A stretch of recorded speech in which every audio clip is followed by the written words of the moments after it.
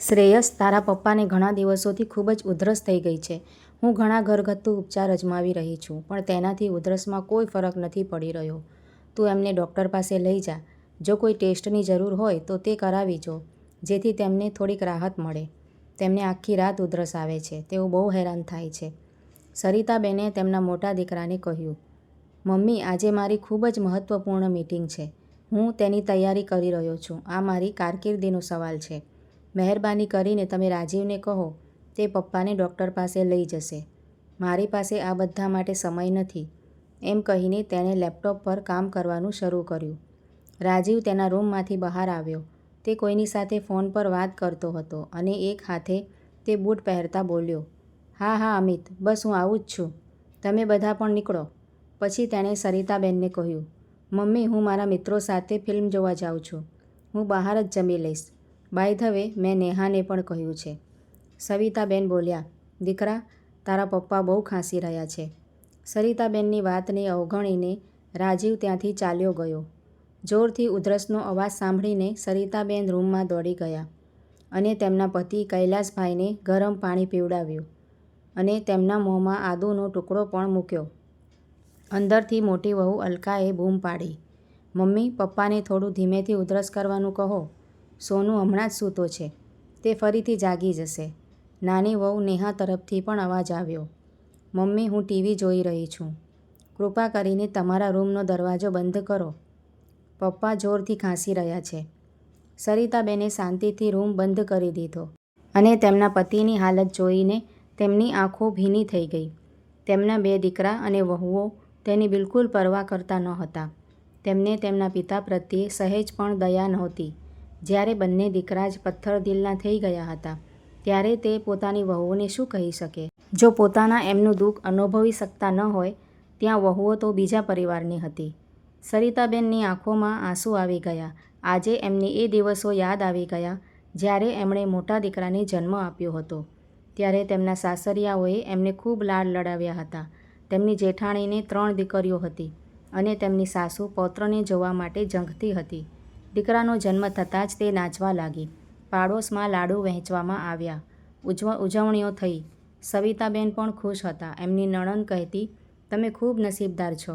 ભાભી, તમારા દીકરાને માલિશ કરાવવામાં આવે છે અને મમ્મી તમારા ખોરાકનું ખૂબ જ ધ્યાન રાખે છે. અને જ્યારે મોટી ભાભીને દીકરીઓ થતી, ત્યારે ન તો તેમણે માલિશ કરાવ્યું કે ન તો મમ્મી તેના માટે એક પણ લાડુ બનાવતા. જેમ તમે મમ્મીની સેવા કરો છો, એક દિવસ તમારી વહુઓ આવીને તમારી પૂરા દિલથી સેવા કરશે. સરિતાબેનને બંને દીકરાની બહુ ચિંતા થતી. તે હંમેશા ટેન્શનમાં રહેતા હતા. પણ કૈલાસભાઈ તેમને પ્રોત્સાહન આપતા. તેમના દીકરા તેમની વાત બિલકુલ સાંભળતા ન હતા. તે પોતાના અભ્યાસ અને મિત્રોમાં જ વ્યસ્ત રહેતા હતા. તેમની જેઠાણીની દીકરીઓ હવે મોટી થઈ ગઈ હતી. ત્રણેય સારા પરિવારમાં પરણી ગઈ હતી. સરિતાબેન પૂજાપાઠ અને ઘરકામમાં સમય વિતાવતા હતા. દરમિયાન શ્રેયસ અને રાજીવને એક જ શહેરમાં નોકરી મળી ગઈ. થોડા દિવસો પછી શ્રેયસના લગ્ન થયા અને અલકા તેમની પુત્રવધૂ તરીકે ઘરે આવી. રાજીવે તેની પસંદગીની છોકરી નેહા સાથે લગ્ન કર્યા. હવે પરિવારમાં કૈલાસભાઈ, સરિતાબેન અને તેમના 2 પુત્રો અને પુત્રવધૂઓનો સમાવેશ થતો હતો. સવિતાબેન પોતાની વહુઓને ખૂબ પ્રેમથી રાખતા હતા, પણ બંને વહુઓનું એકબીજા સાથે જરાય બનતું નહોતું. તેઓ સતત કામ અંગે ઝઘડા કરતી રહેતી. બંને એકબીજાનું એક પણ કામ કરતી નહોતી. હંમેશા તેમના પતિઓને ડરાવતી રહેતી. આના કારણે ઘરમાં સતત ઝઘડા થતા હતા. બંને ભાઈઓ પણ એકબીજા સાથે બરાબર વાત કરતા ન હતા. ઘર હજુ પણ ફક્ત કૈલાસભાઈની કમાણી પર ચાલતું હતું. બંને ભાઈઓ ઘરમાં એક પણ પૈસો આપતા ન હતા, કારણ તેઓ પોતાના મોજ-શોખ અને પાર્ટીઓમાં ખૂબ ખર્ચ કરતા હતા. હવે કૈલાસભાઈ નોકરીમાંથી નિવૃત્ત થઈ ગયા હતા અને આખો દિવસ ઘરે જ રહેતા હતા. તેનાથી વહુઓ ગુસ્સે થતી હતી અને કહેતી, પપ્પા આખો દિવસ ઘરે હોય છે. તેમને થોડાક કલાકો બહાર રહેવું જોઈએ. તેમણે પાર્કમાં બેસવા જવું જોઈએ. હવે આ રોજિંદી ઘટના બની ગઈ હતી. એક રાત્રે સરિતાબેન કૈલાસભાઈ માટે હળદરવાળું દૂધ બનાવી રહ્યા હતા. અલકાએ તેમને રોક્યા અને કહ્યું, મમ્મી, પપ્પા શું નાના બાળક છે જે દિવસમાં 2 વાર દૂધ પીવે છે? એમણે સવારે જ દૂધ પીધું છે. હવે ફરીથી દૂધ આપવાની શું જરૂર છે? જો દૂધ ખલાસ થઈ જશે તો અમારા બાળકો શું પીશે? સરિતાબેન ઉદાસ ચહેરા સાથે રૂમમાં આવ્યા. કૈલાસભાઈએ બધું સાંભળી લીધું. તેમને વિશ્વાસ જ ન આવ્યો કે વાત આટલી આગળ વધી જશે. તેઓ ઘણા સમયથી તેમના વહુ દીકરાનું વર્તન જોઈ રહ્યા હતા. રોજ-રોજના ઝઘડાથી તેઓ હવે બહુ જ થાકી ગયા હતા. એ રાત્રે તેમણે એક નિર્ણય લીધો અને સરિતાબેનને પણ સમજાવ્યું. બીજા દિવસે સરિતાબેન રસોડામાં લાડુ બનાવી રહ્યા હતા. નેહાએ તેમને જોયા અને પૂછ્યું, મમ્મી, તમે આ લાડુ કેમ બનાવી રહ્યા છો? સરિતાબેને જવાબ આપ્યો, શિયાળો આવી રહ્યો છે અને તારા સસરાને તલના લાડુ બહુ જ ભાવે છે. નેહા ગુસ્સે થઈને બોલી, તમને ખબર છે કે ઘી કેટલું મોંઘું થઈ ગયું છે? સરિતાબેને શાંતિથી જવાબ આપ્યો, વહુ, હું કંઈ કહેવા માંગતી નહોતી, પણ તમે બંનેએ મને મજબૂર કરી છે. તમે ભૂલી ગયા છો કે મારા પતિ હજુ આ ઘરનો ખર્ચ ઉઠાવે છે. ઘી ખૂબ મોંઘું થઈ ગયું છે મને ખબર નથી, પણ મને એટલી ખબર છે કે તે મારા પતિના પૈસાથી ખરીદ્યું છે. તે તમારા પતિના પૈસા નથી. ફક્ત તમારા બાળકો જ દૂધ ઘી ખાઈ શકે છે. વડીલોનું મન પણ બાળકો જેવું જ હોય છે. ક્યારેક એમને પણ સારું ખાવાનું મન થઈ શકે છે. અને દૂધ પણ મારા પતિની કમાણીમાંથી આવે છે.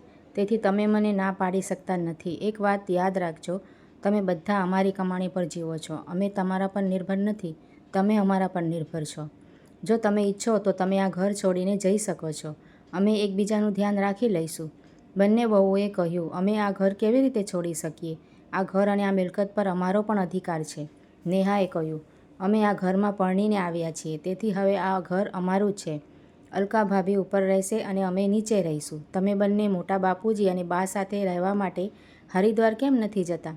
જેથી અમે શાંતિથી રહી શકીએ. આ રોજિંદા ઝઘડા પણ નહીં થાય. હવે આ ઘર અને બધા મોજશોખ છોડી દો. પપ્પા આખો દિવસ ખાંસી ખાય છે, અમને પરેશાન કરે છે. અમે શાંતિથી એક ક્ષણ પણ વિતાવી શકતા નથી. તમે અમારા જીવનની ખુશીઓ છીનવી લીધી છે. નેહાએ આગળ કહ્યું. તે જ સમયે અલકા આવી અને તેની સાથે જોડાઈ ગઈ. હા મમ્મી, હવે આ ઉંમરે તમારે ઘર છોડી દેવું જોઈએ અને આશ્રમમાં રહેવા જતા રહેવું જોઈએ. શું અમારે ઘર છોડવું જોઈએ? શા માટે? મેં અને મારા પતિએ આ ઘર બનાવ્યું. આ ઘર તમારા સસરા અને તેમના મોટા ભાઈનું છે. તમારો તેના પર કોઈ અધિકાર નથી.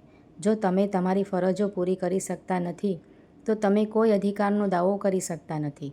એટલામાં શ્રેયસ અને રાજીવ આવી ગયા. તમારી પાસે તમારા પિતાને ડૉક્ટર પાસે લઈ જવાનો સમય નથી, પરંતુ તમને ફિલ્મો અને મિત્રો સાથે પાર્ટી કરવા માટે પુષ્કળ સમય મળે છે. તમને ફક્ત અમારી મિલકત જોઈએ છે. આ મિલકત મારા પતિની છે અને તે હજુ પણ જીવિત છે. બસ કૈલાસભાઈ રૂમમાંથી બહાર આવ્યા અને કહ્યું, સરિતા બિલકુલ સાચી છે. આ મિલકત પર તમારો કોઈ અધિકાર નથી. આ મિલકત મારી છે અને હું તમને એક પૈસો પણ આપવા માંગતો નથી. મેં તમને બંનેને ભણાવી ગણાવીને મોટા કર્યા. મેં તમારી દરેક ઈચ્છા પૂરી કરી છે. જ્યારે તમે બીમાર હતા ત્યારે હું અને તારી મમ્મી આખી રાત જાગતા હતા. જો તમને સહેજ પણ શરદી કે ખાંસી થતી તો અમે તમને ડૉક્ટર પાસે લઈ જતા. શું ફક્ત બાળકો પ્રત્યે જ માતા પિતાની ફરજ છે? બાળકોની એમના મા બાપ પ્રત્યે કોઈ ફરજ નથી? હું આ મિલકત તમારા જેવા નાલાયક દીકરાઓને નહીં આપીશ. તમે આ ઘર અને મિલકતના વારસદાર નથી. અમારા ગયા પછી અમે આ મોટું ઘર વૃદ્ધાશ્રમમાં દાનમાં આપવાનું નક્કી કર્યું છે. તમે બંને તમારી પત્નીઓ અને બાળકોને લઈને જઈ શકો છો.